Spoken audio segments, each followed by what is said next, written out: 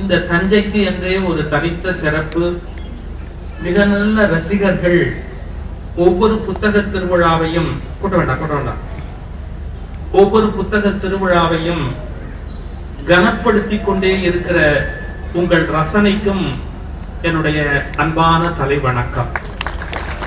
மாவட்ட நிர்வாகம் பல்வேறு பபாசி போன்ற நிறுவனங்களோடு இணைந்து ஆண்டுதோறும் இதை ஒரு அறிவு திருவிழாவாக நடத்தி கொண்டிருக்கிறார்கள். அதற்காக நான் இந்த நிர்வாகத்துக்கு ஒரு நன்றி சொல்ல கடமைப்பட்டிருக்கிறேன். அடுத்த தலைமுறை கையில் தமிழ் பத்திரமாக இருக்கிறது என்றால் நாங்கள் நிம்மதியாக புறப்பட்டு விடுவோம். அவர்கள் இலக்கியங்களை நேசிக்கிறார்கள், புத்தகங்களை படிக்கிறார்கள், பட்டினத்தாரை மனப்பாடம் செய்திருக்கிறார்கள் என்பதெல்லாம் எங்களுக்கு ஆனந்தமயமான ஒரு அனுபவம்.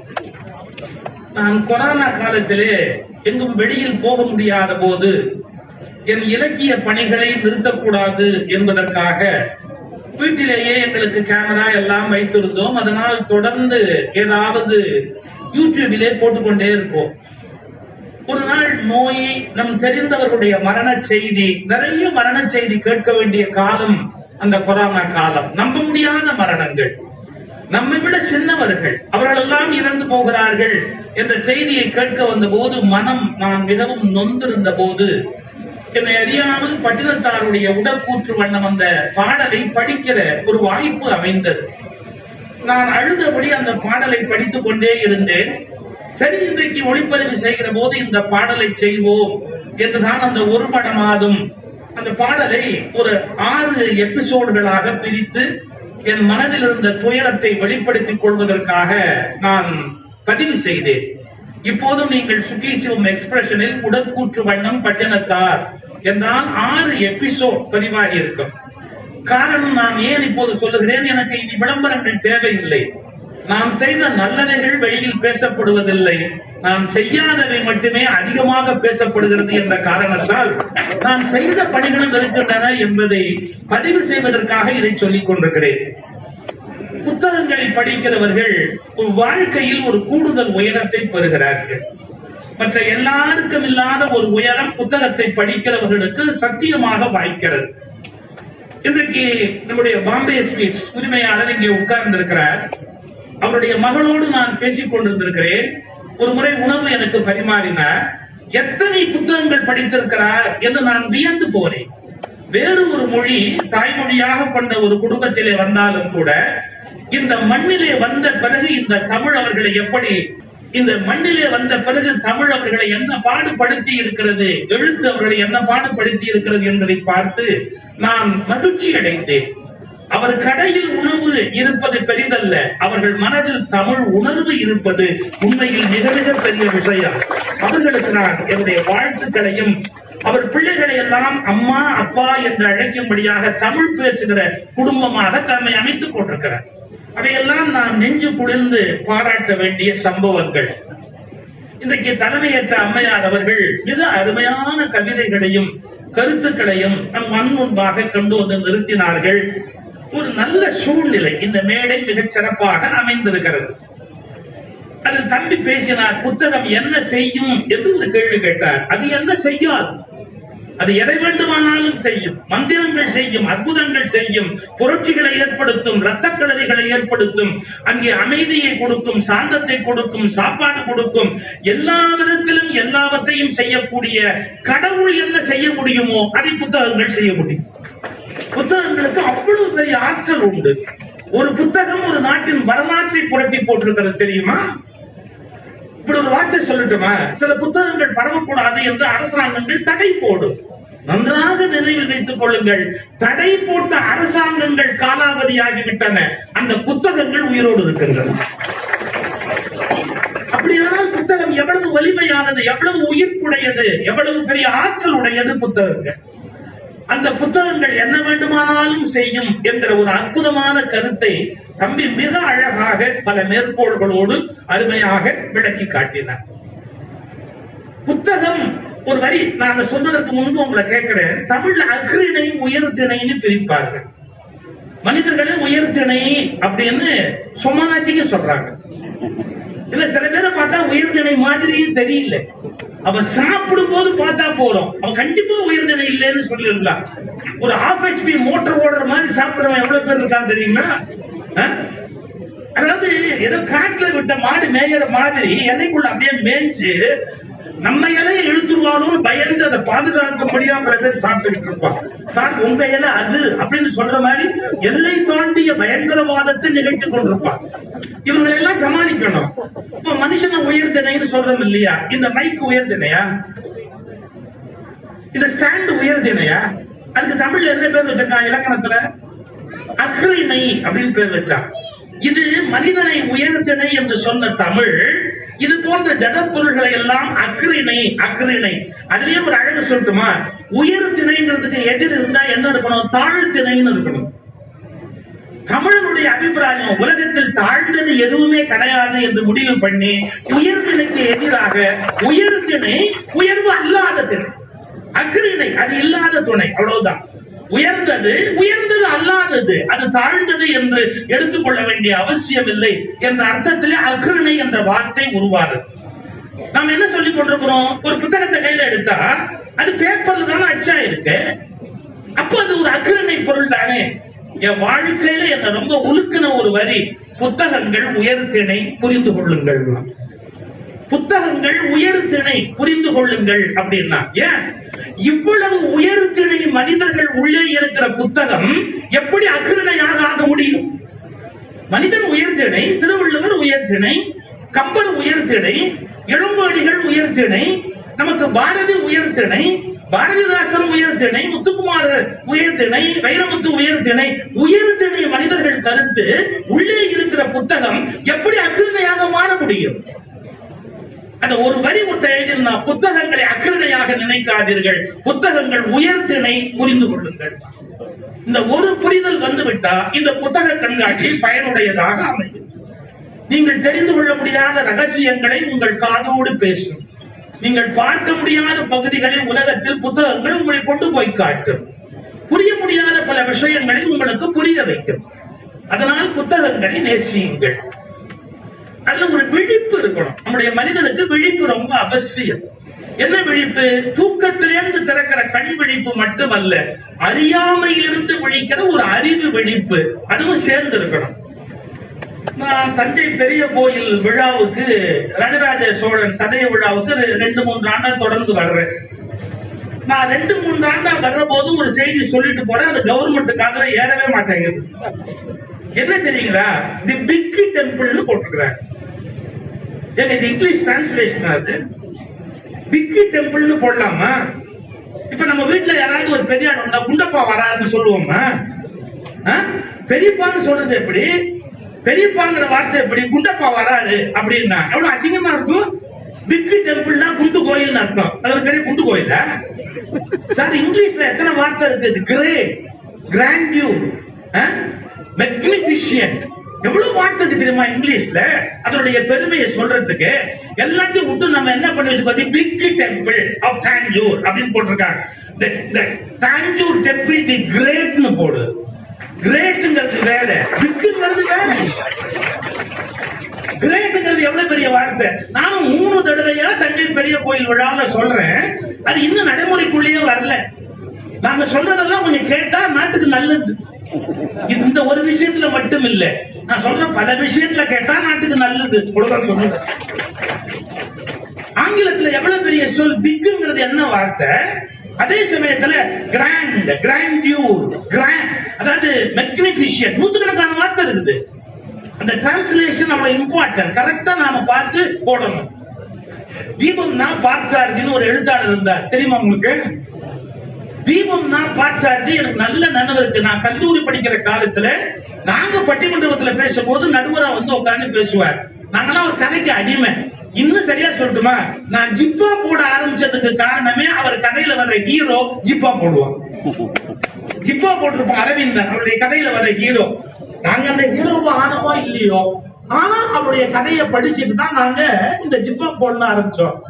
சார் ஸ்மால் இரிகேஷன் ப்ராஜெக்ட் போட்டிருந்தா சார், டிரான்ஸ்லேஷன் போட்டிருந்தா சிறுநீர் பாசனம். என்ன அக்கிரமம்? டிரான்ஸ்லேஷன் எவ்வளவு பெரிய வார்த்தை, எவ்வளவு கவனமா இருக்கணும் நாம அதுல. இது பிக் டெம்பிள் போடாதீங்க, டெம்பிள் தி கிரேட், டெம்பிள் தி கிராண்ட், அது மாதிரி ஏதாவது ஒரு வார்த்தையை யோசிச்சு தயவு செய்து போடுங்க, ரொம்ப முக்கியம். ஏன்னா சொற்கள் சாதிக்கக்கூடியவை உலகத்தில் வேறு எதுவும் சாதிக்க முடியாது. மந்திரம் போல் வேண்டுமடா சொல் இன்பம், யாரு? பாரதி வாக்கு. நம்ம என்ன பயன்படுத்துறோமோ அந்த சொல் மந்திரம் மாதிரி இருக்கணும் சார். வாழ்க்கையில நீங்க காட்டுல மேட்ல போய் தவம் பண்ணணும்னு அவசியம் இல்லை. சீலத்தோடு வாழ்ந்துட்டீங்கன்னு வச்சுக்கோங்க, நீங்க எந்த வார்த்தை சொன்னாலும் அது மந்திரம் தான். தனியா உட்கார்ந்து மந்திரத்தை ஜெபிச்சாதான் மந்திரம்னு சொல்லி கொடுத்துருக்காங்க. நான் அந்த ஸ்கூல் ஆஃப் தாட் இல்ல. என்ன சுத்தமா நிர்மலமா இருந்தா நீ என்ன சொன்னாலும் மந்திரம். இந்த கிளாரிட்டி இன்னும் பல பேருக்கு வரல. இங்க இந்த ஊர்ல ஒரு கதை எழுதி வச்சா இந்தியாவில, ஞாபகம் இருக்கா? கொக்கென்று நினைத்தாயோ கொங்கணவான்னு. என்ன அர்த்தம்? யாரோ ஒரு சாமியார் வந்தாரு, உட்கார்ந்தாரு, பசிக்கும் போது இருக்கு, நம்ம சாப்பாடு போடுறேன் அப்படின்ட்டு உள்ள போச்சு. அதுக்குள்ள ஹஸ்பண்ட் வந்துட்டாரு, ஏதோ வேலையா எல்லாம் மறந்துருச்சு. அப்புறமா எச்சையில கூடாது வெளியே போட வரும்போது அந்த சாமியார் உட்கார்ந்து இருக்கிறத பார்த்து பதறி போய் மறந்த சாமி அப்படி அவர் அப்படியே முறைச்சு பார்த்தார். ஏன்னா 12 வருஷம் தவம் முடிச்சுட்டு அவர் வரும்போது மரத்துல ஒரு கொக்கு ஒரு மேல எச்சம் போட்டுது. 12 வருஷம் பசியில அப்பதான் முழிக்கிறாரு, கொக்க பார்த்தாரு, எரிஞ்சு போச்சு. நம்ம எவ்வளவு பெரிய முனிவர்னு இந்த அம்மாவை ஒரு முறைச்சாரு. அவன் வேற ஒண்ணு கேட்கல. ஏன்டா என்ன கொக்கு நாடா நினைச்சேன், நீ பார்த்தா நான் எரியறதுக்கு என்னடே நான் கொக்கு நட நினைச்சேன். கொக்கென்று நினைத்தாயோ கொங்கணவா ஒரு பாட்டு இருக்கு. என்ன அர்த்தம்? காட்டுல மேட்ல பூஜையில அங்க இங்க போய் தவம் ஒண்ணும் அவசியம் இல்ல. வீட்டுல செய்ய வேண்டிய வேலையை ஒழுங்கா செஞ்சு எல்லாத்தையும் அன்பா இருந்தா அவர்களுக்கு தவ வாழ்க்கை வாய்க்கும். இவன் 12 இயர்ஸ் உட்கார்ந்து என்ன பண்ணானோ அந்த அம்மா அதை 12 மினிட்ஸ் இல்ல 12 செகண்ட்ஸ்ல பண்ணணும். அந்த முனிவருக்கு ஒரு பெரிய ஆச்சரியம் என்ன தெரியுங்களா? வாட்ஸ்அப் இல்ல, இன்ஸ்டாகிராம் இல்ல, பேஸ்புக் இல்ல, யூடியூப் இல்ல, போன் செல்போன் இல்ல. அங்க நடந்தது இவனுக்கு எப்படி தெரிஞ்சது? பரவத்துக்கு வழி இல்ல. எப்படிமா தெரிஞ்சுக்கிட்டே அப்படின்னு கேட்டா, ஒவ்வொருவரும் தம்முடைய கடமைகளை சரியாக செய்தால் அவர்களுக்கு கடவுள் இந்த ஆற்றலை தருவார். எப்பேற்பட்ட நாடு! கர்மயோகத்தை பத்தி வலியுறுத்திய நாடு. இப்ப போய் பாருங்க, வடநாட்டுல யாரும் போலே பாபா, அத போலி பாபான்னு போடுங்கடா. ஏன்னா போலே பாபான்னு போடுறீங்க. அவன் அறிவாளி சொன்னானா, என்ன என் காலடி மண் எடுத்தா நீங்க எல்லாம் ரொம்ப பிரமாதமா இருப்பீங்க. இதை விட ஒரு வெக்கம் கெட்ட வேலை இந்த உலகத்துல இருக்குமா? அந்த காலடி மண்ணை எடுக்கிறதுக்கு ஓடி போனதுல 82 பேர் செத்து போயிட்டான்னு பேப்பர்ல படிக்கிறமே. இது நாடா சுடுகாடா? ஒரு அறிவு வரவானா? எவன் காலடி மண்ணையாவது எடுத்து நாம நம்ம வீட்டுல கொண்டாந்து வச்சுக்கிட்டா நம்ம சௌரியமா இருப்போம்னு நினைச்சா, ஏன்னா உன் உழைப்புல நீ முன்னுக்கு வர மாட்ட, உன்னுடைய முயற்சியில நீ முன்னுக்கு வர மாட்ட. உன்னுடைய உழைப்பு, உன்னுடைய தவம், உன்னுடைய முயற்சி உனக்கு பெருசு இல்ல. எவன் காலடி மண்ணையோ எடுத்து வச்சா நீ என்ன முன்னுக்கு வர முடியுமா? 82 பேர் செத்து போயிட்டாரு சார். அது ஒரு பெரிய கொடுமை. இன்னும் அவன் அரெஸ்ட் ஆகல சார். இன்னும் அரெஸ்ட் ஆகல. அவனை காப்பாற்றுறதுக்கு 10 கைவாளி பையன் இருக்கான் சார். அவனை காப்பாற்றுறதுக்கு 10 கைவாளி பையன் இருக்கான். என்ன நாடு யோசிச்சு பாருங்க. என் காலடி மண்ணை எடுத்து நீங்க வச்சுக்கிட்டீங்கன்னா சௌக்கியமா இருப்பீங்க அப்படின்னா, அந்த காலடி மண்ணை எடுக்கிறதுக்கு ஓடிச்சுங்களாம் கூட்டம். ஸ்டாம்பேட், ஒருத்தர் மேல ஒருத்தர் உழுது சேர்த்துக்கிட்டாங்க அப்படிங்கிறா. இந்த நாட்டுல அறிவு எப்படி வளரும்? ஐயா, வினோபா பாவே, ஆச்சாரிய வினோபா பாவே காந்தியினுடைய மிகப்பெரிய தொண்டர், உங்களுக்கு தெரியும்.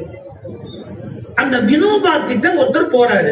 என்ன கேட்டாரு தெரியுங்களா? அவரு, ஐயா, இந்த ராமகிருஷ்ண பரமஹம்சர் அவரு பாக்குறதுக்கு நரேந்திரன் ஒரு பையன் போனான்.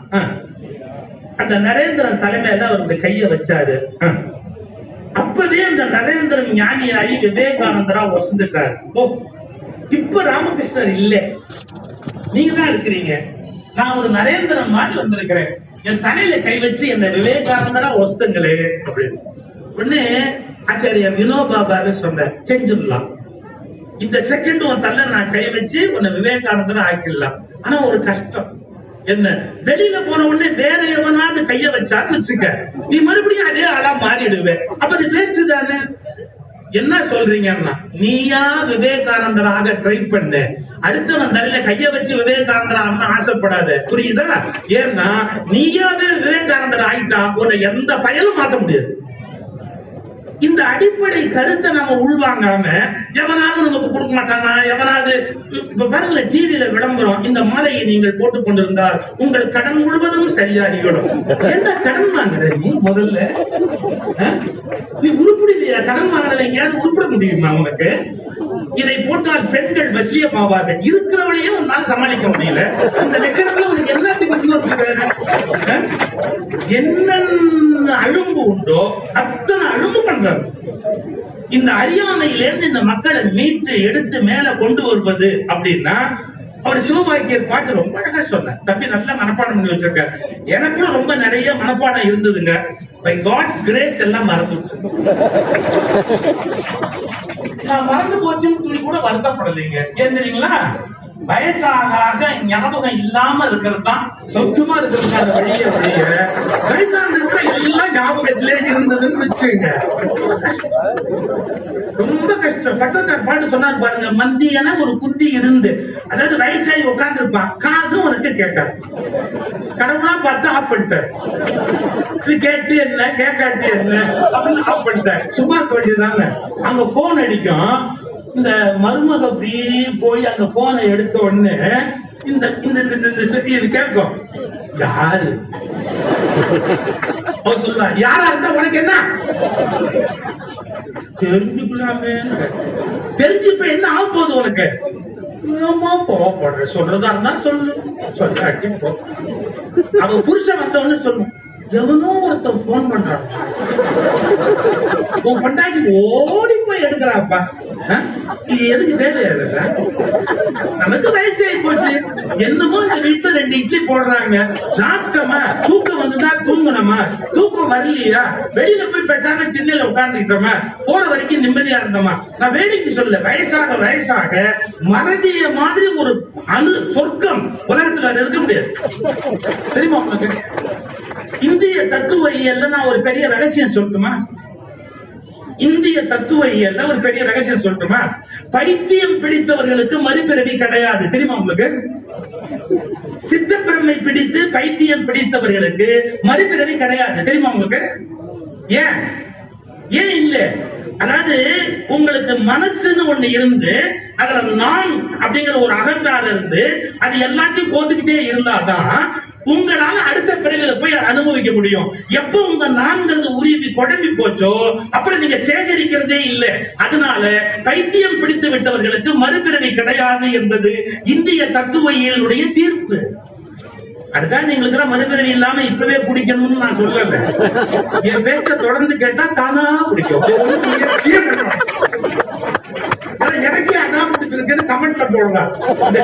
இந்த கிழவனுக்கு நட்டு கழிந்து போச்சு போட்டுருந்தான். கெடுறதுக்கு எதுக்கு நான் கிழவனாத வரைக்கும் காத்திருந்தேன் அப்படின்னு ஒரு கமெண்ட் போடுறான். போட்டு போறேன், எவனோட சின்ன பையன் போடுறான். நான் சொல்றது வேடிக்கை இல்ல. மகா பெரியவர் சொல்றாரு, சித்த பெருமை பிடிச்சு போச்சு குழந்தைக்கு அப்படிங்கிறாங்க. நீ என்ன பண்ற, அந்த புத்தகத்துல போய் அதுல ஒரு 68ஆம் பக்கம் ஒண்ணு வருது பாரு, அதை எடுத்து படி அப்படிங்கிறாரு. அவர் போன உடனே சிஷ்யர் எல்லாம் கேக்குறாங்க, ஏங்க அவர் பிள்ளைக்கு பைத்தியம் முடிச்சு போச்சுன்னு வருத்தப்படுறாரு, அதுக்கு ஒரு பரிகாரம் சொல்லாம சும்மா இருக்கா சும்மா இருக்கா? அந்த புத்தகத்தை படிச்சாதான் அவருக்கு புரியும். அதை நானா வாயில சொன்னா வருத்தப்படுவார். சித்தப்பெருமை பிடிச்சு போச்சேன்னு வருத்தப்படாது. அப்படி பிடிச்சிட்டா அவங்களுக்கு அடுத்த பிறவி கிடையாது. எவ்வளவு பெரிய பிலாசபி. ஏன்னா நான் கிடையாது, உருவிட்டாங்க. நான் ஷாலினி ஒரு மருத்துவர் இருக்காங்க இல்லையா, மனநல மருத்துவர் ஷாலினி, ருத்ரன், அப்புறம் கோயம்புத்தூர்ல ஸ்ரீனிவாசன், அவங்கலாம் சைக்காட்ரில எக்ஸ்பர்ட்ஸ். எனக்கு அவங்க வெரி க்ளோஸ் ஃப்ரெண்ட்ஸ். உடனே ஒரு மாதிரியா என்ன பாக்காதீங்க, அவங்க எல்லாம் அவனுக்கு ஏன் ஃப்ரெண்டாங்க அப்படின்னு. அவங்களும் செமினார் எல்லாம் பண்ணும் போது ஏன் யோசனை கேட்பாங்க, எப்படி சார் பேசலாம், இந்த விஷயத்தை எப்படி சார் பேசலாம். அப்ப என்கிட்ட இருந்து அவங்க 2 சுட்டுக்குவாங்க, அவங்க கிட்ட இருந்து நான் 2 சுட்டுக்குவேன். டிஸ்கஷன்ல சைக்காட்ரில சில விஷயங்களை சுட்டுக்குவோம், அப்படி ஒருத்தர் ஷேர் பண்ணிக்குவோம். நான் என்ன சொல்ல வரேன்னு கேட்டா, நான் ஒரு கேள்வி கேட்டேன். ஷாலினி பெண் டாக்டர் இல்லையா, அவங்கள ஒரு கேள்வி கேட்டேன். ஏமா ஒரு 16-17 பைத்தியருக்கு ரூம்குள்ள நீங்க போறீங்க, எல்லாமே சேர்ந்து உங்களை அடிச்சுன்னு வச்சுங்க, எப்படி அது எல்லாமே ஒன்னா சேர்ந்து அடிச்சுட்டா நீங்க எப்படிமா தனியா போறீங்க? சிச்சா, நான் போறதா இருந்தா 4 ட்ரெஸ் போட்டு உள்ள போவோம் சார். நாங்க ஒரு ட்ரெஸ்ஸோட போக மாட்டோம். ஏதாவது ஒண்ணு திடீர்னு பாஞ்சு கிழிச்சிடும். அதனால நாங்க என்ன பண்ணுவோம், உள்ள ஒண்ணு, அதுக்கு மேல ஒண்ணு, அதுக்கு மேல ஒண்ணு, அதுக்கு மேல ஒண்ணு போட்டிருப்போம். சடான்னு ஒண்ணு பாஞ்சு கிழிச்சா கூட எங்களுக்கு அவமானம் வரக்கூடாது, ரொம்ப கேர்ஃபுல்லா இருக்கும். ஆனா ஒண்ணு சொல்லட்டுமா, ஏதாவது ஒண்ணுதான் அப்படி பாயுமே ஒழிய 17 ஒன்னா சேர்ந்து ஒரு விதமான கூட்டணி வைத்து இந்த காரியத்தெல்லாம் செய்யாது. பைத்தியங்களுக்கு கூட்டணி வைக்க தெரியாது, அதுக்கு ரொம்ப தெளிவா இருக்கும். என்ன, அதுங்களுக்கு நான் இல்லாததால் ஒன்றோடு ஒன்று சேர்ந்து ஒரு வில்லனி பிளான் பண்ணலான்னு தோணவே தோணாது. நம்ம எல்லாரும் சேர்ந்து இந்த காரியத்தை பண்ணலாம் அப்படிங்கிறது பைத்தியத்துக்கு ஒருபோதும் தோணாது. ஏன்னா தானே யாருக்கு தெரியாத போது அடுத்தவன் எப்படி இணைக்க முடியும்? எவ்வளவு பெரிய விஷயம் பாருங்க. பைத்தியம் பிடிக்கிறது it is a blessing.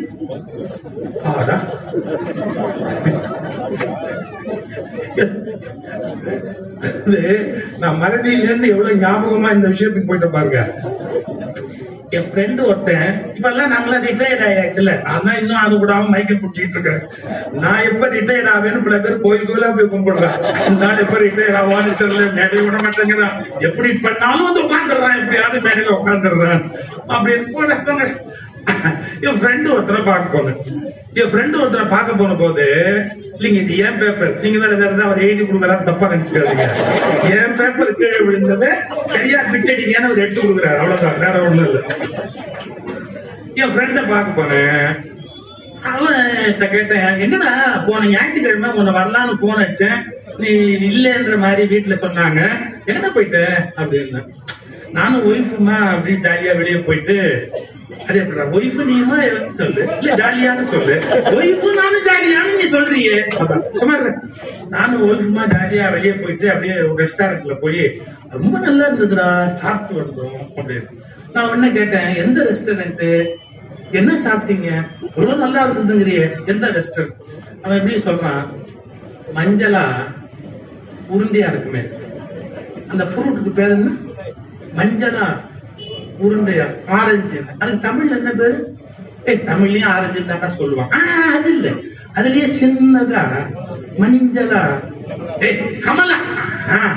Kamala, நேற்றுக்கு நம்ம எந்த ஹோட்டலுக்கு போனோம்னா அவருக்கு ஒய்ஃப் பேர் மறந்து போச்சு சார்.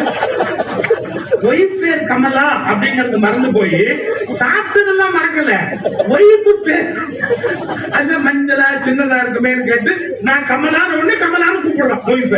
இந்த வயசாக நிறைய மறக்குது பாருங்க, அது கடவுள் நமக்கு கொடுத்த வரம். தெரிஞ்சு, ஏன்னா பகை, கோபம், இன்னொருவர் மேல இருக்கிற வெறுப்பு, இதெல்லாம் சுமந்துக்கிட்டு இந்த குப்பை கூடையோட நம்ம எப்படி போறது? அதனால மறதி வர்றது இட் இஸ் a blessing. ஆனா சின்ன வயசுல படிக்கணும், நிறைய சேகரிக்கணும். வயசு ஆக ஆக ஒரு எல்லை இல்ல, நம்ம படிச்சதை அப்படி தூக்கி அந்த ஓரமா வச்சிடணும். ஓஷோ சொல்றாரு தெரியுங்களா, 1,00,000 புத்தகத்துக்கு மேல படிச்சோம். சாதாரண விஷயம் இல்ல, 1,00,000 புத்தகத்துக்கு மேல படிச்ச மனுஷன் ஓஷோ.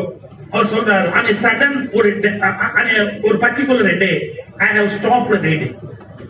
இனி படிக்கிறது இல்ல அப்படின்னு முடிவு பண்ணேன். ஏன், எவ்வளவு படிச்சாச்சு, திருப்பி படிச்சுட்டே இருந்தா மேல என்ன ஆகிட்டே இருக்கிறது, போதும் நம்ம படிச்சதை திரும்ப அனலைஸ் பண்ணா போறோம், அதையே திருப்பி பார்த்தா போறோம் அப்படின்னு I have stopped reading அப்படிங்கிற.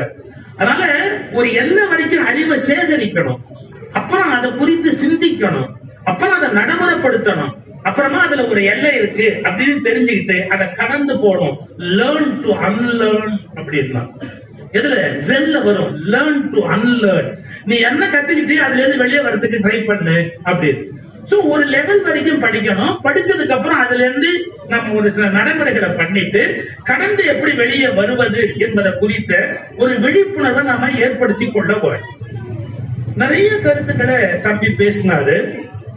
நம்முடைய இயல்பு எப்படி இருக்கு அப்படின்னு கேட்டா, எனக்கு தலைப்பு தூங்காதே தம்பி தூங்காது, 8:45 மணிக்கு தான் தலைப்பு, பரவாயில்ல.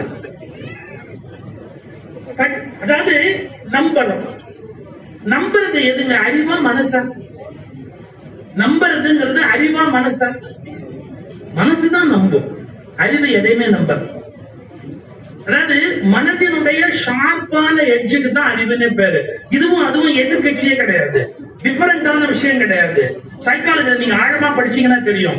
மனம் அப்படிங்கறதே எக்ஸ்டெண்ட் ஆகி அதாவது முதல்ல கேட்கறது, கேட்டதை பத்தி தெளிவு சிந்தித்தல், சிந்தித்த பிறகு தெளிவு பெறல், பிறகு நிட்டை கூடல், அதெல்லாம் நடந்ததுக்கு அப்புறமா அந்த மனம் அப்படியே போய் கடைசியில அறிவாக மாறும்.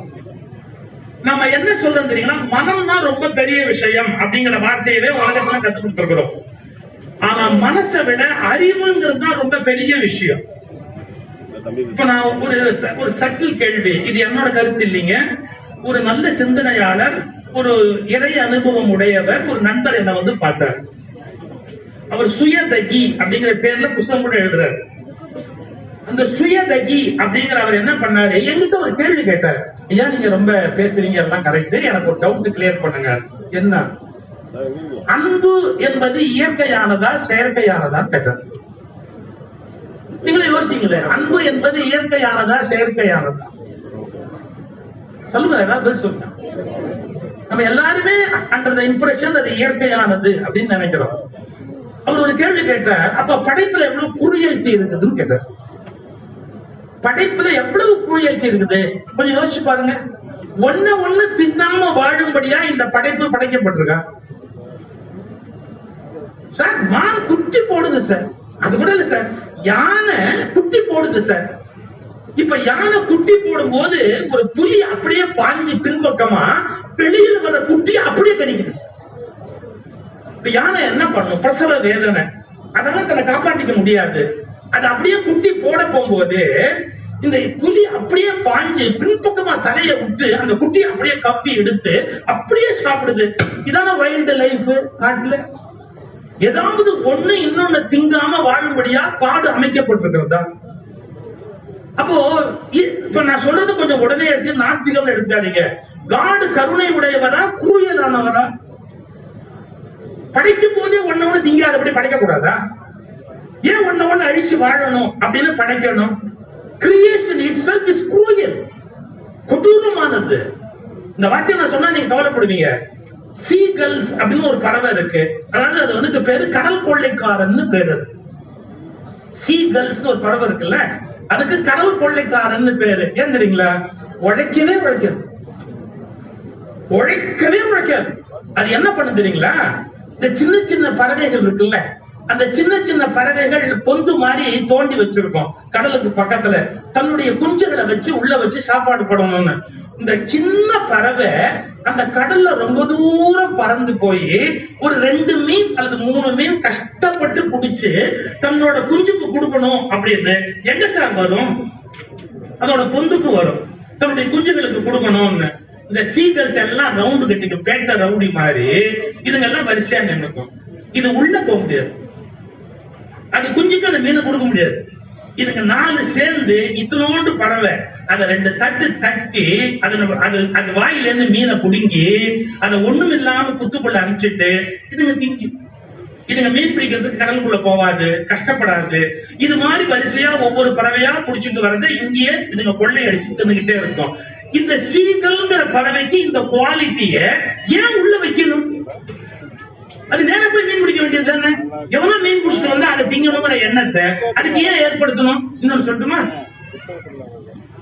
அணில் இருக்குல்ல, அணிலுக்கு இருக்கிற ஒரு கிஃப்ட் வந்து குரங்குக்கு கிடையாது. அணிலுக்கு இருக்கிற ஒரு கிஃப்ட் குரங்குக்கு கிடையாது. என்னன்னு சொல்ற பாருங்க. குற்றாலத்துல பலாமரம் இருக்குல்ல, ஒரு மரத்துல வந்து ஒரு 20 பழம் 30 பழம் தொங்குதுன்னு வச்சுங்க. எது நல்ல கனிஞ்ச பழம் அப்படிங்கறத கண்டுபிடிக்கிறதுக்கு குரங்குக்கு தெரியாது. நல்ல பழுத்தது எது, காய் எது நமக்கே தெரியாது. ஏன்னா நம்ம குரங்குல இருந்தா நம்ம வந்தோம். நாமளே வாங்க தெரியாம வெண்டைக்காய் வாங்கிட்டு வந்து வாங்குறதெல்லாம் நம்ம வாழ்க்கையில பார்த்தது இல்லையா? ஒருத்தன் தெருவுல போகும்போது வெண்டைக்காயை உடைச்சு போட்டுக்கிட்டே போனான் தெருவுலயே. ஒருத்தன் கேட்டான், ஏன் ஒரு வெண்டைக்காய் உடைச்சு போட்டு போனான்? உடைக்காம வாங்கினா பொண்டாட்டி திட்டுறான், உடைச்சா கடைக்காரன் திட்டுறான். அதனால கடையில வாங்கிக்குவார் 1 கிலோ. வழியில பாட்டு உடைச்சுக்கிட்டே போனாதான் வீட்டுல ஒரு திட்டு வாங்காம இருப்பார். இந்த பரிதாபம் தேவையா? நமக்கு வெண்டைக்காயை எப்படி வாங்கணும்னு தெரியல. பலாப்பழத்துல எது நல்ல பழம், பிரமாதமான பழம் நமக்கு எப்படி தெரியும்? பியூட்டி சொல்லட்டுமா, படைப்புல, இறைவனுடைய படைப்புல அணிலுக்கு தெரியும். அணிலுக்கு தெரியும் எது பிரமாதமான பழம் அப்படின்னு. அது இத்தனோண்டு பழம் 1.5 ஜான் இருக்கும் அணில். அது அப்படி ஒடையாந்து ஒவ்வொரு பழமா மொந்து பார்த்துட்டு ஃபர்ஸ்ட் கிளாஸ் பழத்தை பார்த்து கடிக்கலாம்னு வாய் வைக்கிற வரைக்கும் குரங்கு உட்காந்துருக்கும். ஒண்ணு தேடாது, நம்மளால எல்லாம் கண்டுபிடிக்க முடியாது உட்கார்ந்துருக்கோம். அந்த அணில் கடிச்ச உடனே அங்கேயிருந்து வந்து நல்லா அந்த வீடியோ இருக்கு, பட்டு பட்டு பட்டு பட்டு பட்டு ஊது அடி. பாவம் எவ்வளவு நேரம் அணில் அடி வாங்கணும்? பட்டு பட்டு பட்டு பட்டு அந்த அணில் மூஞ்சில் அடிச்ச உடனே ஒரு எல்லைக்கு அப்புறம் அணிலால தாக்கு பிடிக்க முடியாது, அது பயந்துட்டு ஓடின உடனே அந்த பலாப்பழத்தை பறிச்சு கிழப்படும். ஏன்னா அவரு தானா திங்காது, அண்டு பொருட்கள் காத்து இருக்கு. இதுங்க எல்லாம் திங்கிறதுக்கு ஒவ்வொரு அணிலா வந்து எதை செலக்ட் பண்ணுதோ அதெல்லாம் பறிச்சு கீழே போட்டு இதுங்கெல்லாம் ஒன்னா உட்காந்து சாப்பிட்டுக்கிட்டு இருக்கோம். இப்ப நான் என்ன கேட்கிறேன், நீ குரங்குக்கு இந்த அறிவை இந்த கடவுள் கொடுத்திருந்தாங்க, அது பாட்டுக்கு போய் திட்டு பேசாம போயிருக்கோம். கஷ்டப்பட்டு அணில் கண்டுபிடிக்குது, அதை குரங்கு கொள்ளையடிக்குது. கஷ்டப்பட்டு ஒரு பறவை மீன் பிடிச்சிட்டு வருது, அதை சீக்கிரம் கொள்ளையடிக்குது. இப்ப படைப்பினுடைய ரகசியம் கருணை உடையதா அன்புடையதா? அப்ப அன்பு என்பது நேச்சர்ல இருக்குமானா எல்லா உயிருக்குமே இருக்கணுமே. உண்மை சொல்லட்டுமா? இப்போ அப்ப இவ்வளவு நேரம் போய் சொன்னியான்னு கேட்காதீங்க, உண்மை சொல்லட்டுமா? என்ன, அன்பு என்பது மனித மனத்தின் இயற்கை குணம் அல்ல, சுயநலம் என்பதுதான் மனித மனத்தின் இயற்கை குணம். அறிவுதான் உங்களுக்கு அன்பை உண்டாக்க முடியும். என்னை போல் வாழ்கிற உரிமை அவனுக்கும் இருக்கிறது என்ற அறிவு வந்தால் மட்டும்தான் உலகத்தில் எல்லோருமே அன்பாக இருக்க முடியும். அன்பு என்பது மனிதனுடைய இயல்பான சுபாவம் அல்ல.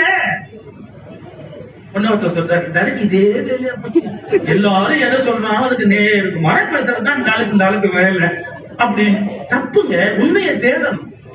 அன்பு இயல்பான சுவாபமா இருந்தா உலகத்தில் இருக்கிற எல்லா உயிருக்கு இருக்கணும். எங்க தெரியுமா உண்டு? அதோட பரம்பரைக்கு உண்டு.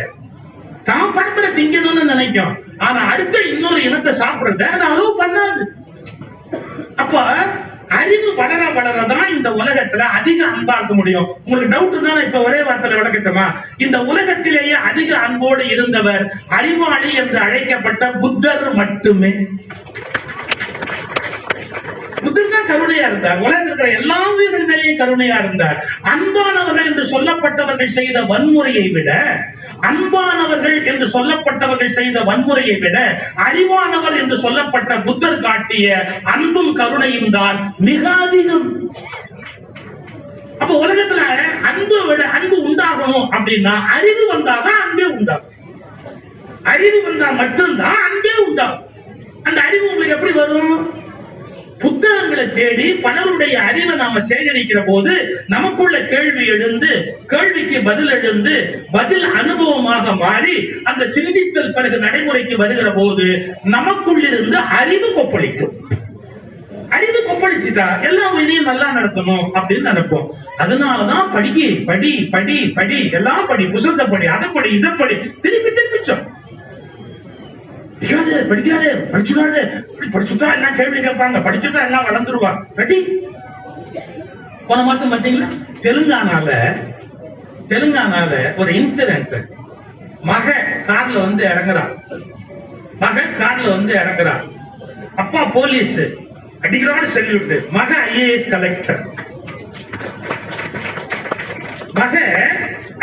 கலெக்டர், அதே டிஸ்ட்ரிக்ட் கலெக்டரா வர்றான். அப்ப போலீஸ்காரர் அங்க, அந்த போலீஸ்காரர் பொறுமையா சொல்லிட்டு அடிக்கிறாரு. அவர் ஒரு பூங்கொத்து கொடுக்கிறார். அந்த பூங்கொத்தை அந்த அம்மா வாங்கிட்டு காலை தொட்டு கும்பிடுறாங்க. அப்பாங்கிறதுக்காக காலை தொட்டு கும்பிடுறாங்க. கொஞ்சம் யோசிச்சு பாருங்க, அந்த போலீஸ்காரர் அன்பா இருத்தலை மட்டுமே சொல்லி கொடுத்திருந்தா அந்த பொண்ணு ஐஏஎஸ் ஆகாமையே போயிருந்தா அந்த உயர்ந்த இடத்தை நோக்கி அதால போக முடியுமா? அதனால்தான் சொல்லுகிறோம், எல்லோருக்கும் கல்வி தேவை, எல்லோருக்கும் அறிவு தேவை. சிலருக்கு மட்டுமே கல்வி, சிலருக்கு மட்டுமே அறிவு என்ற அநீதியை தமிழ் மண் ஒருபோதும் ஏற்றுக்கொள்ளாது. எல்லோருக்கும் கல்வி, எல்லோருக்கும் அறிவு. இது ரொம்ப எசென்சியல். இல்லன்னா என்னைக்கு சார் அந்த பொண்ணு ஐஏஎஸ் ஆகுறது, கலெக்டர் ஆகுறது? அந்த போலீஸ்காரருடைய பொண்ணு படிச்சா ஐஏஎஸ் ஆயிட்டா. இப்போ புத்தகம் என்ன செய்யும்? அவ படிக்காம வந்தா புத்தகத்தை யோசிச்சு பாருங்க. இப்ப இருக்கிற நிறைய கலெக்டர்ஸ் என் புத்தகத்தை படிச்ச ரசிகர்கள். இப்ப சின்ன ஜெயந்த் ஆக்டர் இருக்காருல, அவருடைய மகன் ஒரு ஐஏஎஸ் பாஸ் பண்ணதுக்கு அப்புறம் எனக்கு போன் பண்ணார். அங்கிள், எனக்கு கான்பிடன்ஸ் அப்படிங்கிறது உங்க புக்கை படிச்சதால வந்தது. ஐ ஓட் டு யூ. நான் படிச்சேன், இந்த ஐஏஎஸ்க்கு நான் உங்களுக்கு கடமைப்பட்டவர். புதுக்கோட்டை கலெக்டர் நிறைய பேர் என்கிட்ட அவங்க சொல்லுவாங்க, உங்க பேச்சு எழுத்து எங்களை வாழ வச்சு. ஸ்ரீரங்கத்துல ஒரு கலெக்டர் இருந்தாங்க, நான் பேச போனேன். ஐயோ, ராகம் சொல்ல வேண்டாம், நான் வந்ததுக்கு அப்புறம் என் வாழ்க்கையில எப்பெல்லாம் பிரச்சனை வருதோ அப்பெல்லாம் நான் அவருடைய புத்தகங்கள் தான் எனக்கு மிகப்பெரிய துணை அப்படின்னு. யோசிச்சு பாருங்க, எத்தனை பேருக்கு அந்த அறிவு வந்து நன்மை செய்கிறது. பிரபா ஸ்ரீதேவன் ஹைகோர்ட் ஜட்ஜ் இருந்தாங்க, ரொம்ப பெரிய இருக்காங்க, அவங்க பெண் ஜட்ஜில ரொம்ப பெரியவங்க. அவங்க என்கிட்ட ஒரு முறை பர்சனலா சொன்னாங்க, சார் என்னைக்கெல்லாம் ஜட்ஜ்மெண்ட் டேயோ அன்னைக்கு நான் உங்க கேசட் தான் கேட்பேன். ஏமா அப்படின்னு, ஒரு 2 விஷயத்தையும் எடுத்து நியூட்ரலா நீதியோட இருக்கணும் அப்படிங்கிற கருத்தை என் மனசுல ஆழமா பதிய வைக்கிறது உங்களுடைய பேச்சு. அதனால நான் தீர்ப்பு எழுதுறதுக்கு முன்னாடி 1 மணி நேரம் உங்க பேச்சை கேட்பேன். பிரபா ஸ்ரீதேவ். அப்ப நம்ம சிந்திக்க வைக்கிறது எது? பேச்சு, எழுத்து, சிந்தனை, கருத்து, இதெல்லாம் இதெல்லாம் புத்தகம் செய்யக்கூடிய சாதனை. அதனால நீங்க கல்வி படிக்கணும். இந்த பரம்பரை பெருமையே பேசுறது, அளவுக்கு மேல பேசுறது, உணர்ச்சி வசமா தேசப்பற்று சொல்றது தவறுங்க. தேசப்பற்று வேணும், ஆனா நம்ம பிரத்யட்சமா என்ன நிலையில இருக்கிறோங்கிறது தெரியணும். அடிப்படையில நான் சீன பொருள்களுக்கு விரோதி. எங்க வீட்டுல ஒரு பொருள் சீன பொருள் இருக்கு அலோவ் பண்ண மாட்டேன். சீன லைட் மிச்சம் வாங்காத, சீன ஃபேன் ரொம்ப காஸ்ட் கம்மி வாங்காத, 10 ரூபாய் கூடனாலும் இந்தியன் ப்ராடக்ட் வாங்கிட்டு வா, 10 ரூபாய் கூட கொடுக்குற அளவுக்கு எனக்கு கடவுள் வசதி கொடுத்துக்கிறான், சீன பொருள்ங்கிறதுக்காக வாங்காத. அவ்வளவு பிடிவாதமா இருக்கிறாள் சீனாவை. ஏன்னா எனக்கு தெரிஞ்சு இந்தியாவுக்கு அதிக கெடுதல் பண்ணக்கூடிய நாடுனா சீனா மட்டும்தான். அதுல வெரி கிளியர். அதனால சீன பொருள் நான் என்கரேஜ் பண்ணவே மாட்டேன். என்ன நினைச்சுன்னு தெரியல, எங்க பாரதி என்னைக்கோ எழுதிட்டு வந்தான். என்ன வார்த்தை என்ன தெரியுமா? நமக்கு பகை என்று அவர் சீனத்தர் ஆகி விடுவாரோன்னு. ஒரு பகையை மென்ஷன் பண்ணும் போது அவன் அறியாம ஒரு வார்த்தை போட்டான். அவர் வந்து வேற ஏதாவது சொல்லலாம் இல்ல, அமெரிக்கர் ஆகி விடுவாரோ, ஐரோப்பியர் ஆகி விடுவாரோ, அவர் சீனத்தவர் ஆகி விடுவாரோ, அப்படிதான் பாரதி எழுதுறான். திருவாக்கு, பாரதியுடைய அருள்வாக்கு. நமக்கு எதிரின்னா அவன் தான். இந்த நாட்டை வளர விடாம பண்ணணும் அப்படின்னா அது அவனுடைய ஏற்பாடுதான். பங்களாதேஷ்ல போய் கால வச்சான், பாகிஸ்தான்ல போய் கால வச்சான், இலங்கைக்குள்ள போய் கால வச்சான். நம்ம அவங்கிட்டே தப்பிக்கிறதுக்கு படாத பாடுபடுறோம். இவ்வளவும் எனக்கு தெரியும், சீனா நமக்கு நல்ல நாடு இல்லைன்னு. ஆமா, நீங்க பாரத பெருமைன்னு பேசுறீங்களே, நம்மளை விட 10 times அட்வான்ஸா இருக்கான் சீனா. புரிஞ்சுக்கணும் அவன் என்னென்ன பண்ணி இருக்கிறாங்கிறத நீங்க கவனிக்கணும். ஒரு ரயில்வே ட்ராக் போட்டா, மெட்ரோ ட்ரெயின் போட்டா, இது பாருங்க 7 லேயர் உள்ள போடலாம் டிராபிக் குறைக்கிறதுக்கு. 7 லேயர் தோண்டி 7 லேயர் 8 லேயர்னு போட்டு ட்ரெயின் விடுறாங்க. நம்ம ஒரு லேயர் தோன்றதுக்குள்ளேயே நம்ம மெட்ராஸ பாடா கொடுத்து நமக்கு இன்னும் அதுவே முடியல நம்மால. ஆனா உலகத்திலேயே சிறந்த நாடு எங்கள் பாரத நாடு. பொய் புகழை நம்பி ஏமாறாதீர்கள். பிரத்யட்சமான உங்கள் நிலையை தெரிந்து வைத்துக் கொள்ளுங்கள். சீனாவோடு ஒப்பிட்டால் 10 மடங்கு கீழாக இந்தியா இருக்கிறது.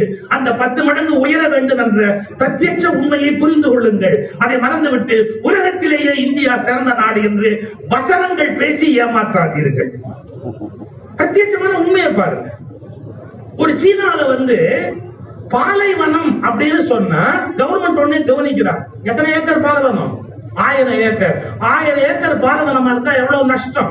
சரி, அப்ப அதை என்ன பண்ணணும்? காடாக்கணும். காடாக்குறதுக்கு என்ன பண்ணணும்? செடி நடணும். செடி நடத்துக்கு என்ன பண்ணணும்? தண்ணி ஊத்தணும். தண்ணி ஊத்துறதுக்கு டிராப் இரிகேஷன் போட்டு அது உள்ள விலங்குகளை விட்டு அதை காடை ஆக்கிட்டோம்னா அந்த பகுதி மாறும்னு. You won't believe. 1000 ஏக்கர்களுக்கு மேல் பல பகுதிகளை, பாலைவனங்களை அவர்கள் காடுகளாக ஆக்கிவிட்டார்கள். பணம் பொருந்திய காடுகளாக மாற்றிவிட்டார்கள். நம்மால பண்ண முடிஞ்சதா? 1/2 அடி பாலைவனத்தை நம்ம மாற்றிருக்கோமா? எவ்வளவு மரம் வெட்டுறோம், பூசாமி மரம் வெட்டுறோம். என்னால சகிச்சுக்க முடியாதுன்னு தெரியுமா? போலி பெருமை பேசுகிற அந்த பொய்த்தனத்தில் இருந்து யதார்த்தமான உண்மையை பார்க்கிற ஒரு விழிப்பு இந்தியர்களுக்கு வந்தாக வேண்டும். என் நாடு இன்னும் முன்னேறுவதற்கு நிறைய வேலை இருக்கிறது. இப்போது இந்த நாட்டில் இது இருக்கிறது. ஒரே ஒரு கேள்வி கேட்கட்டுமா? யாராவது புள்ளி விவரம் எடுத்தீங்களா? ஆர்டிஐல போட்டு கேளுங்க. இந்தியாவில் 3 வேளையும் சாப்பிடுகிறவர்கள் ஜனத்தொகை எவ்வளவு? 2 வேளை சாப்பிடுகிறவர்கள் ஜனத்தொகை எவ்வளவு? 1 வேளை மட்டுமே உணவு சாப்பிடுகிறவர்கள் ஜனத்தொகை எவ்வளவு? ஒரு இரவில் 3 வேளையும் உணவே உண்ணாமல் உறங்க போகிறவர்கள் எண்ணிக்கை எத்தனை என்று எடுத்து பாருங்கள். இன்னும் இந்தியாவில் 3 வேளையும் உணவு உண்ணாமல் உறங்க போகிற ஏழைகள் இருக்கிறார்கள். நாம் கொடியேற்றினால் போராது, வீர வசனங்களை பேசினால் போராது, என் நாடு போல் உலகத்தில் வேறு நாடு இல்லை என்று நீங்கள் கவிதை மொழிகளை அள்ளிவிட்டால் போதாது. பசி இல்லாதவன் ஒருவன் கூட இல்லாமல் என்றைக்கு இந்தியா மாறுகிறதோ அன்றுதான் இந்தியா ஒரு வளர்ச்சியான நாடே ஒழிய பசியை வைத்துக் கொண்டு நான் அதை செய்து விட்டேன் இதை செய்து விட்டேன் என்று பேசுவது ஊரை ஏமாற்றுகிற வேலை. அது தேச பெருமை இல்லை. நீ உண்மையை உணரணும். இந்த நாட்டில் இன்னும் 3 வேளையும் சாப்பிடாம நாட்டில் தூங்க போற ஏழை இருக்கா. 3 வேலை இல்ல 2 வேளை கூட திங்க முடியாம கஷ்டப்படுறவன், ஒரு வேளை திங்க முடியாம கஷ்டப்படுறவன் எவ்வளவு பேர் இருக்கான் தெரியுமா? சரி, நாம என்ன பண்ண முடியும்? உங்க கையில காலில் விழுந்து கேட்கிறேன், உணவை வீண் பண்ணாது. சாப்பிட உட்காருங்கல்ல, உங்களுக்கு பணம் இருக்குங்கிறதுனால நீங்க பாம்பே எக்ஸ்பிரஸ்ல போய் உட்கார்ந்துட்டு எல்லாத்தையும் ஆர்டர் பண்ணிட்டு கொஞ்சம் கொஞ்சம் மிச்சம் வச்சு என்னால சாப்பிட முடியல எந்திரிக்காதீங்க. ஒருவேளை எங்கிட்ட ஆட்சியை கொடுத்தா எவெல்லாம் ஹோட்டல்ல மிச்சம் வச்சுட்டு போறானோ அவனுக்கெல்லாம் பெனால்டி போடுவேன், ஃபைன் போடுவேன். அது எப்படி நீ மிச்சம் வைக்கலாம் சாப்பாடு? ஒரு நெல்மணி உண்டாகிறதுக்கு ஒரு விழவன் என்ன பாடுபடுறான்? அந்த கடைக்கு கொண்டு வரதுக்கு அந்த வியாபாரி என்ன பாடுபடுறான்? அதை சமைச்சு உருவாக்கி கொடுக்கறதுக்கு அடுப்புல எத்தனை பேர் வெந்திருக்கிறான்? அதை நீ அப்படியே மிச்சம் வச்சுட்டு எந்திரிக்கிறீங்க. உன்னை விட ஒரு பெரிய தேச துரோகி இந்த உலகத்துல இருக்க முடியுமா? கல்யாண வீட்டுக்கு போறான், இலையில கொண்டாந்து எல்லாத்தையும் பரிமாறுறான், ஆன்னு பாக்குறான். ஏன் ஆன்னு பாக்குற? அதை பார்க்கும் போது இது எனக்கு வேண்டாம்பா, அதை வைப்பார், அது வேண்டாம்பா, வைப்பா, வேண்டாம்பா, எனக்கு அது வேண்டாம்ப்பா சொல்லாம எதாவது வேண்டாம்னு ஒதுக்கலாம்ல. இந்த வம்பு வானான்னு தான் பஃபேன்னு ஒண்ணு கண்டுபிடிச்சா. நம்மளால அங்கேயும் பிச்சைக்கார மாதிரி இப்போ எல்லாத்தையும் அள்ளி போட்டுக்கிட்டு திங்க முடியலன்னு கொண்டு போய் குப்பையில போடுறோம். தயவு செய்து இந்த பாவத்தை பண்ணாதீங்க. இன்னும் இந்த நாட்டில் 3 வேளையும் உண்ணாமல் தூங்க போகிற ஏழை இருக்கிறார். இந்த பயத்தோடு ஒவ்வொரு வேளை உணவிலும் கை வையுங்கள். குடிச்சு தண்ணியை வீண் பண்ணாதீங்க. ஒரு பாட்டில் போறோம், கல்யாண வீட்டுல குடுக்குறாங்க, தண்ணி பாட்டில் குடிச்சிட்டு கால் தாடு குடிச்சிட்டு அப்படியே வச்சுட்டு வராதீங்க. வெக்கம் மானம் அதெல்லாம் ஒண்ணு கிடையாது. அதை எடுத்து பையில போட்டு எடுத்துட்டு வாங்க, அதை வழியில குடிங்க, அது ஒண்ணும் தப்பு இல்லை. அடுத்த பாட்டில் இருக்காது, உங்க பாட்டில் குடிச்ச தண்ணி பாட்டில் எடுத்துட்டு வாங்க. தண்ணியை வீண் பண்ணாது. சின்ன விஷயம் தான், ஆனா அந்த விழிப்பு எல்லாத்துலயும் இருக்கும். யார் வீட்டுக்கு போனாலும் காசு சாப்பிடு அப்படின்னு சொல்லுவான், சாப்பிடாதீங்க. அவசியம் இருந்தா மட்டும் சாப்பிடுங்க. அவன் என்ன நினைப்பான், இவன் என்ன நினைப்பான், ஒன்னும் கவலைப்படாதீங்க. நல்ல தேவையா இருந்தா கொஞ்சோண்டு கொடு, தேவையில்லையா வேண்டாம், எனக்கு இப்ப சாப்பிடுற நேரம் இல்லை, தேவையில்லைன்னு சொல்லு. ஒவ்வொரு விஷயத்திலையும் நான் ஏன் சாப்பிடணும், இப்ப ஏன் சாப்பிடணும், எவ்வளவு சாப்பிடணும், இந்த விழிப்பு இல்லைன்னு சொன்னா, உணவு பற்றிய விழிப்பு இல்லைன்னா அவனுக்கு நோய் வரும் இல்ல, தூங்காது. அதுதான் நான் சொல்ல வந்தேன். தூக்கத்திலிருந்து எழுந்திருப்பது மட்டுமல்ல, உங்கள் அறியாமையிலிருந்தும் விழிப்பதுதான் மிக மிக அவசியமான ஒன்று இந்த நாட்டுக்கு. சரி, இப்போ இந்த நாடு என்ன திசையை நோக்கி போகணும்? நான் பேசுற விஷயம் நெருடலா கூட இருக்கலாம், எனக்கு அது நோக்கம் அது இல்லை, புரிஞ்சுக்கங்க. இந்த நாட்டை ஏதோ ஒரு வகையில ஒரு இஸ்லாமிய நாடாகவோ, ஒரு கிறிஸ்துவ நாடாகவோ, ஒரு இந்து நாடாகவோ மாற்றிடணும் அப்படின்னு நிறைய பேர் பேசுறாங்க. நான் எல்லா மதங்களையும் சேர்த்தே தான் சொல்றேன். எப்படியாவது இந்த நாட்டை இஸ்லாமிய நாடாக்கிடணும், எப்படியாவது இந்த நாட்டை கிறிஸ்துவ நாடாக்கிடணும், எப்படியாவது இந்த நாட்டை இந்து நாடாக்கிடணும். அதாவது இந்த நாடா இருக்கக்கூடாதுங்கிறதுக்கான ஐடியா. இஸ்லாம் நாடாயிட்டா அந்த நாடு நல்லா இருக்குமா? பங்களாதேஷ் என்ன நல்லா இருக்க? பாகிஸ்தான் என்ன நல்லா இருக்க? எந்த மதமா இருந்தாலும் எனக்கு கவலை இல்லை. எந்த மதத்தினுடைய சார்ந்த நாடா இருந்தாலும் ஒரு தேசத்தின் வளர்ச்சிக்கும் மதத்துக்கும் சம்பந்தம் இல்லை என்கிற தெளிவை தயவு செய்து பெறுங்கள். ஒரு தேசத்தின் வளர்ச்சிக்கும் மதத்துக்கும் எந்த சம்பந்தமும் இல்லை. மதம் என்பது உங்கள் தனிப்பட்ட ஆன்மாவோடு தொடர்புடையது. மதம் என்பது உங்களுடைய தனிப்பட்ட மனதின் திருப்திக்காக தோற்றுவிக்கப்பட்டது. அதற்கும் நாட்டின் பொருளாதாரத்திற்கும் இம்மி அளவும் சம்பந்தம் இல்லை என்பதை புரிந்து கொள்ளுங்கள். இந்த நாட்டை கிறிஸ்துவ நாடாக்கணும், அதுக்கு ஒரு பெரிய மூவ்மெண்ட் நடக்குது. இந்த இடத்தை மாத்துவோமா, அந்த இடத்தை, இந்த நாட்டை இந்து நாடாக்கணும், உடனே கவுண்டர் ஆக்ட், 3மே வேஸ்ட். என்னுடைய ஒரே கோரிக்கை, இந்த நாடா மட்டும் ஆக்கு. ஏன்? எல்லாருக்கும் வேலை வாய்ப்பு கிடைக்கணும், எல்லாருக்கும் படிக்கிறதுக்கான வாய்ப்பு கிடைக்கணும். சார், நான் மெடிக்கல் படிக்கணும்னு நினைச்சா ஏன் இத்தனை ரெஸ்ட்ரிக்ஷன்? எனக்கு நான் படிக்கணும்னு நினைச்சா எனக்கு படிக்கிறதுக்காக திறந்து விடு. நான் பொறியியல் படிக்கணும்னு அதுக்காக திறந்து விடு. எனக்கு வேலை கொடுக்கறது அப்புறமா யோசிப்போம், வேலையை பத்தி அப்புறமா யோசி. ஒரு மருத்துவமனைக்கு போனா எல்லாருக்கும் சிகிச்சை நடக்கணும்.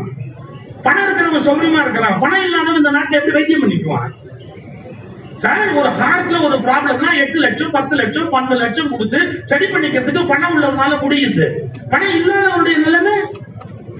ஒரு தேசத்துல மருத்துவம் ஃப்ரீயா இருக்கணும், ஒரு தேசத்துல கல்வி ஃப்ரீயா இருக்கணும். யாரு விரும்பினாலும் அவர்கள் படிக்கிறதுக்கு வாய்ப்பு இருக்கணும். அவங்களுக்கு மருத்துவ உதவி தேவைன்னா மருத்துவம் இருக்கணும். இன்னும் கூட என்னுடைய தனிப்பட்ட கருத்து, மருத்துவம் தனியார் இடத்தில் இருக்கவே கூடாது.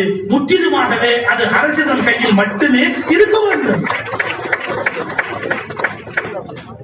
என்ன சயின்ஸ் அட்வான்ஸ் ஆகுதோ அதுக்கு தகுந்ததை உள்ள நடைமுறைப்படுத்தணும். இதெல்லாம் நம்ம செய்யலையே. ஏன் இதெல்லாம் நடக்கலைங்கிறத பத்தி நம்ம யோசிக்கலையே. வேண்டாத விஷயங்களை பத்தி யோசிக்கிறோம், தேவையே இல்லாத விஷயங்களை பத்தி யோசிக்கிறோம். ஒரு பக்கம் மதம் சார்ந்த அரசியல், இன்னொரு பக்கம் இனம் சார்ந்த அரசியல். நான் என்ன சொல்றேங்கிறது உங்களுக்கு புரிஞ்சா போதும். ஒரு பக்கம் மதம் சார்ந்த அரசியல், இன்னொரு பக்கம் இனம் சார்ந்த அரசியல். இதனால நாடு உருப்பட போறது இல்லை.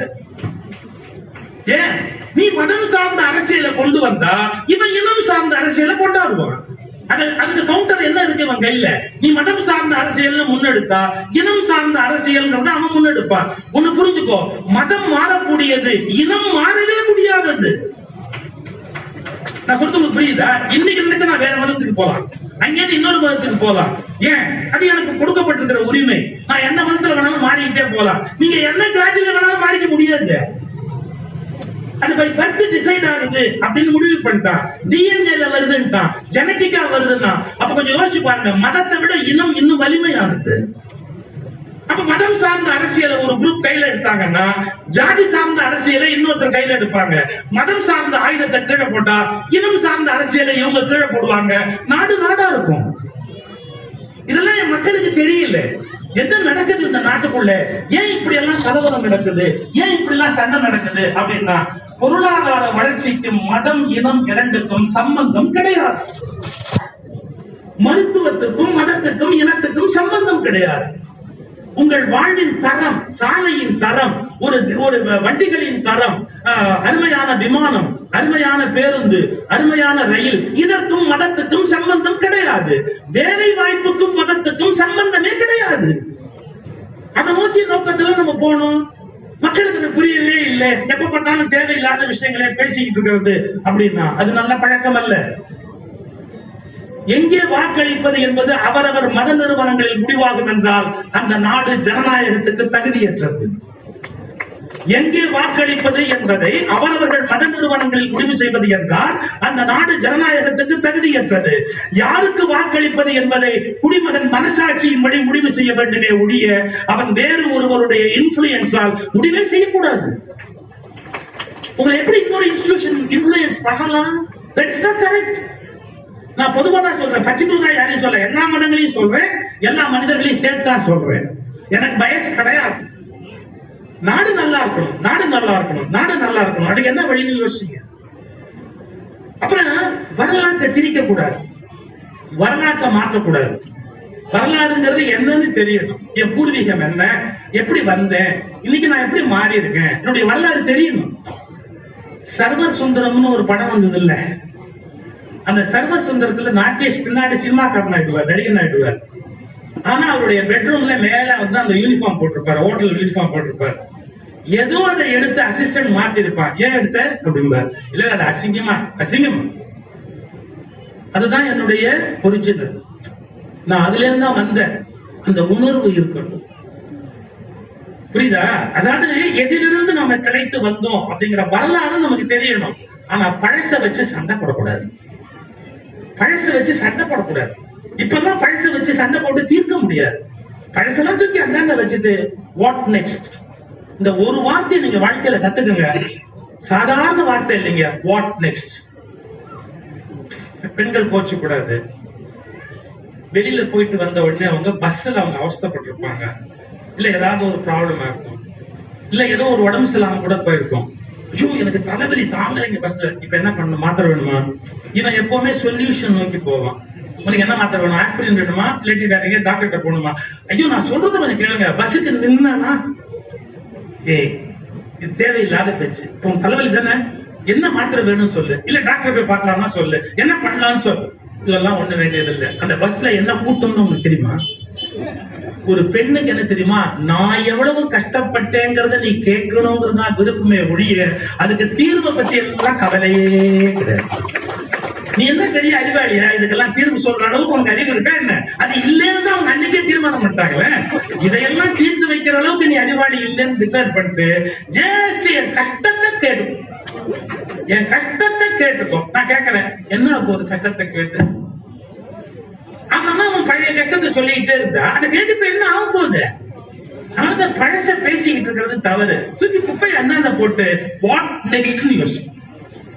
நீங்க சொல்றீங்க முடிச்சா சாப்பிட போலாம், தட் இஸ் நெக்ஸ்ட்.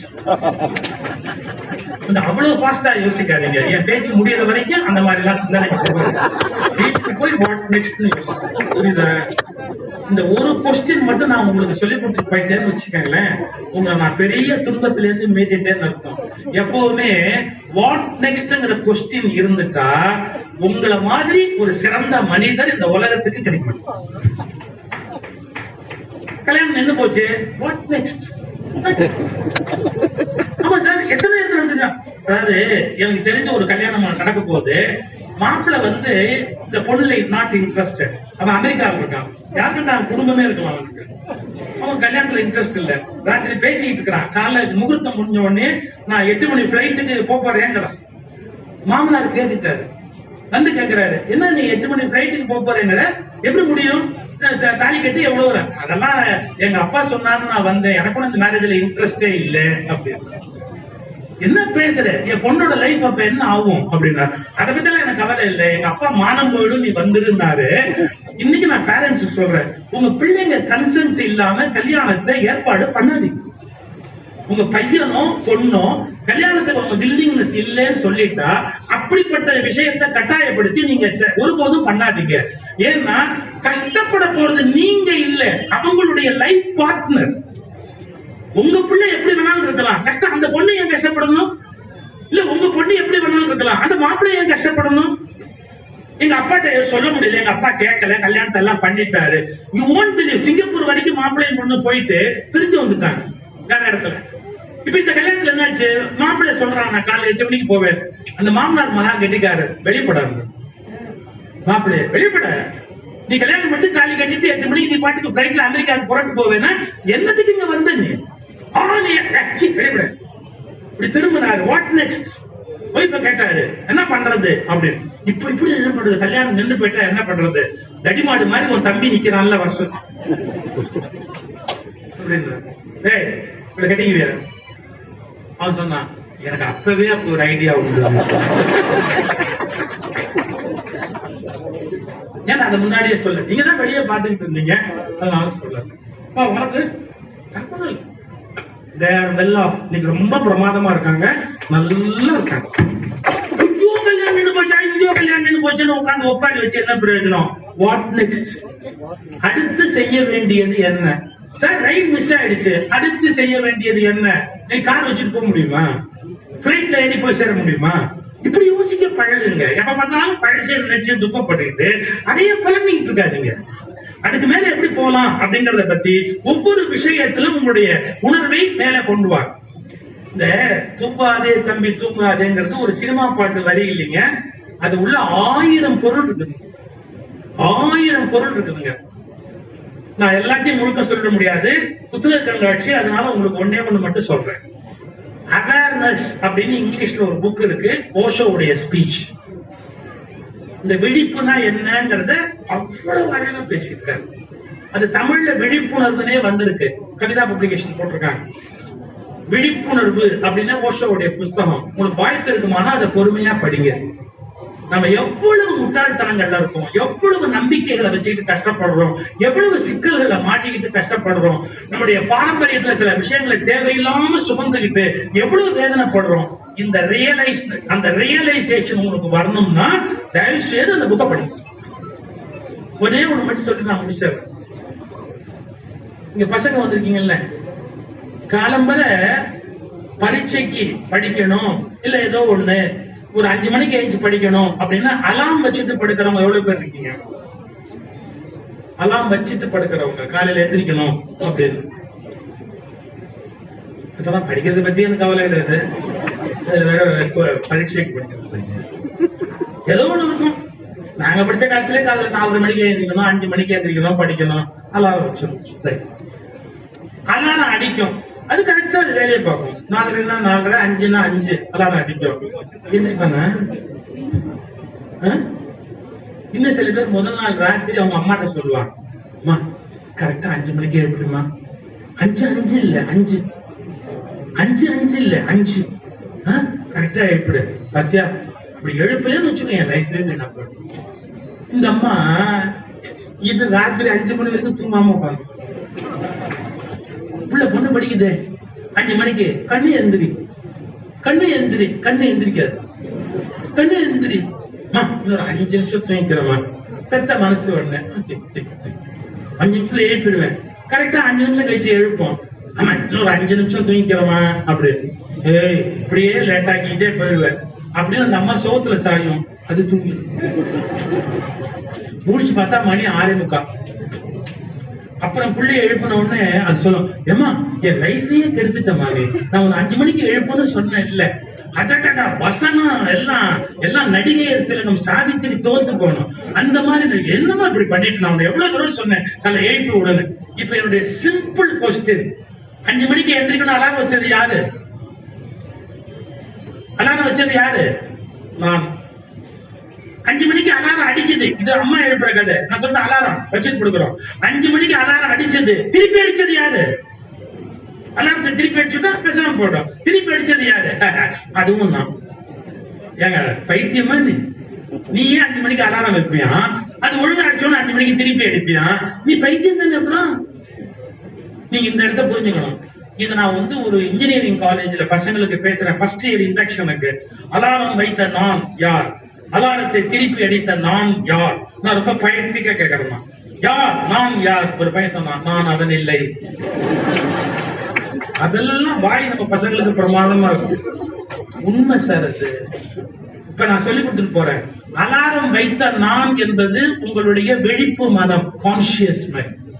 அலாரத்தை திருப்பி அடித்த, தூக்கத்தில் திருப்பி அடித்த மனம் உங்களுடைய சப்கான்சியஸ் மைண்ட் ஆர் அன்கான்சியஸ். இன்னொரு கோணத்துல அதாவது விழிப்புணர்வு அற்ற மனம் இருக்க, அது திருப்பி அடிச்சிருச்சு தன்னை அறியாமலேயே, ஆட்டோமேட்டிக்காவே திருப்பி அடிச்சிருச்சு. இன்னைக்கு புரிஞ்சுக்கங்க, விழிப்பு மனம் சொல்லுவதை பின்பற்றுகிறவன் வெற்றி பெறுகிறான், விழிப்பற்ற மனத்தின் செயலில் சிக்கியவன் தோற்று போகிறான். குடிக்கிறது, சிகரெட் பிடிக்கிறது, தப்பான காரியங்களில் ஈடுபடுறது எல்லாத்துக்குமே காரணம் என்னன்னு கேட்டீங்கன்னா, கான்சியஸ் மைண்டோட பலம் குறைஞ்சு போய் சப்கான்சியஸ் மைண்டோட பலம் ஜாஸ்தி ஆகிற போதெல்லாம் தோத்து போயிடும். உங்க சப்கான்சியஸ் மைண்ட் தூங்காம விழிச்சிருந்தா மட்டும்தான் எல்லா ப்ராப்ளத்துல இருந்துமே நீங்க வெளியே வர முடியும். இது ஒன்ன புரிஞ்சுக்கிட்டா ஞானத்துக்கு பத்தி கவலையே, அதான் ஞானம், அவ்வளவுதான் ஞானம். உங்களுடைய சப்கான்சியஸ் மைண்ட் உங்க கண்ட்ரோல்ல இருக்கணும். ஒரு சைக்காட்ரிஸ்ட் எங்க சொல்றாரு, ஒரு டெஸ்ட். ஒருத்தர் என்ன பண்றாரு, ஆழ்நிலை தூக்கம்னு ஒண்ணு கூட்டிட்டு போவாங்க தெரியுமா? படுக்க வச்சுட்டு 1 2 3 இப்படி சொல்லுவாங்க. இல்ல வேற ஏதாவது ஒரே மாதிரி ரித்தமிக்கா ஒரு வாய்ஸ் சொல்லுவாங்க. மைண்ட் வித்ரா ஆகிட்டே போயிடும், பேஷண்ட் தூங்க ஆரம்பிச்சிருவாங்க. சைக்காட்ரிஸ்ட் இதான் பண்ணுவாங்க தூங்க வைக்கிறதுக்கு. ஆனா அதுக்கு சைக்காட்ரிஸ்டா வேணுங்கிற அவசியம் இல்லை, பேச்சாளனே போதும். அவன் தூங்க வைக்கிற மாதிரி கிடையாது, எவனுமே தூங்க வைக்க முடியாது. இல்ல ஸ்கூல் டீச்சர் அவங்களாலையும் முடியும் தூங்க வைக்கிறது. இந்த சைக்காட்ரிஸ்ட் தூங்க வைக்கும் போது என்ன பண்ணிட்டான், ஆழ்நிலை தூக்கத்துக்கு கூட்டிட்டு போயிட்டு குறும்பா ஒரு காரியம் பண்ணிட்டான். என்ன தெரியுங்களா? ஒரு தலகாணியை எடுத்து கையில கொடுத்தான். அவன் தூக்கத்துல இருக்கான், ஆழ்நிலை தூக்கத்துல. இந்த தலகாணி யார் தெரியுமா? யாரு? உன் காதலி. அப்படியா? ஏன்னா உன் காதலிக்கு ஒரு முத்தம் கொடு அப்படின்னா இவன் முத்தம் கொடுக்குறான். கொஞ்ச நேரம் கழிச்சு சொன்னா, இப்ப மணி 7:10, நீ மறுபடியும் 8:10க்கு மறுபடியும் உன் காதலிக்கு ஒரு முத்தம் கொடுக்கணும். இதான் அந்த மைண்ட்ல போன தாட். 8:10க்கு நீ முத்தம் கொடுக்கணும் ஒரு தாட் போட்டான். போட்டுட்டு கொஞ்சம் கொஞ்சமா தூக்கத்துல இருந்து அவனை எழுப்பிட்டான். எழுப்பினதுக்கு அப்புறம் அவனுக்கு தெரியாது என்ன உள்ள போடப்பட்டதுன்னு தெரியாது. எழுப்பினதுக்கு அப்புறம் என்ன பண்ணிட்டாரு இந்த டாக்டர், தலகாணியை எடுத்து ஷெல்ஃப்ல வச்சு பூட்டிட்டார், சும்மா சாத்திட்டார் தலகாணி. 8 ஆச்சு, 8 5 ஆச்சு, 8 10 எனக்கு உடம்பு ஷிவரிங் நடுங்குது. படபட படபடன்னு தேடுறான். அப்படி போறான்.